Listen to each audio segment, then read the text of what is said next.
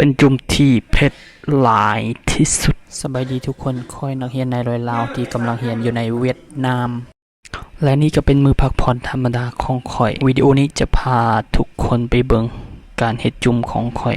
กับหมูของข่อยวัตถุดิบในมื้อนี้ก็ง่ายๆเลยมีผักมีตีนไก่มีลูกชิ้นแล้วก็มีมักเผ็ดกิน 2-3 คนมักเผ็ดซื้อเกือบโลนะหลังจากที่เฮาล้างผักเรียบร้อยแล้วเฮาก็มาต้มตีนไก่และสิ่งที่สำคัญที่สุดที่ขาดบ่ได้ก็คือนี่แจ่วมาลาและก็แจ่วจุ่มนี่ตัวนี้หลังจากที่ว่าเฮาต้มตีนไก่เรียบร้อยแล้วและนี่ก็เป็น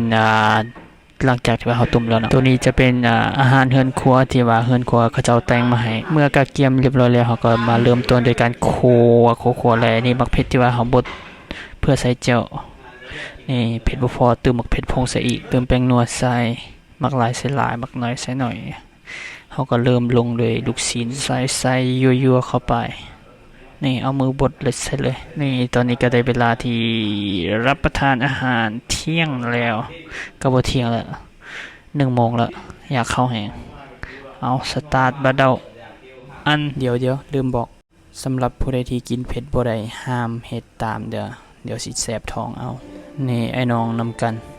มีซ้ำนี้แหละเอาบ๊ายบายสำหรับคลิปนี้จบซ้ำนี้เจอกันคลิปใหม่